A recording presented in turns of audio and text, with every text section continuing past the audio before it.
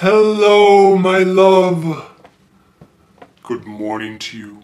I hope this finds you well. I hope you are refreshed, awake. I hope that you have moved your muscles. I hope that you have stretched and clenched your muscles and got that blood flowing throughout your body. I hope that you are well. I hope that you find time today to write or journal for perhaps 5 minutes. Just anything. Whether it's stream of consciousness, whether it's about something going on in your life, whether it's a story or an actual work you are working on, I hope you find time today to write creatively.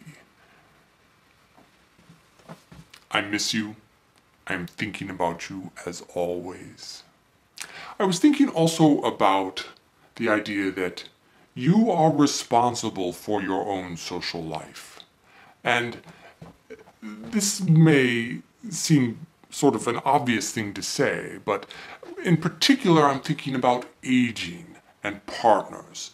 What I tended to notice in my life, and as I went through my life and got older and approached my death, that there was always this concern among my friends and acquaintances of when their parents were going to die or when they did die, and that the one left remaining was in a bit of trouble because they had relied on their partner for their social engagements and their social life and their social well-being.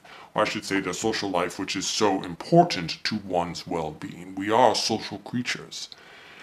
And socialization and being social is so important to happiness and fulfillment, significance and belonging. Again, you cannot belong if you do not have people to belong to or with. But it's an admonishment, or it is a reminder, or for me it was a reminder to myself as I got older, and as I aged, and as your mother aged, and then as eventually I surpassed her in longevity, that it was up to me to maintain my social life. And because of this awareness, because I did not let it go, I think it helped me greatly, and I think you would agree with this, although one may have a different opinion on that. But I was aware of it. I was conscious that, okay, I need to make sure that I am socially active. I need to make sure that I am seeing people, that I am involved with groups, that I am engaged with my community, whatever community that may be, no matter how old I am, or no matter how difficult it may have gotten at times to get my body to do those things, to engage in those things, to leave and go out and about. I was aware of how important it was, and as such, I pursued it, even despite the fact that I am very much an introvert, as you know, and am not, was not one to dive into such things. But I knew I was responsible for it, and that's where it comes around to. You, and only you, are responsible for your social life.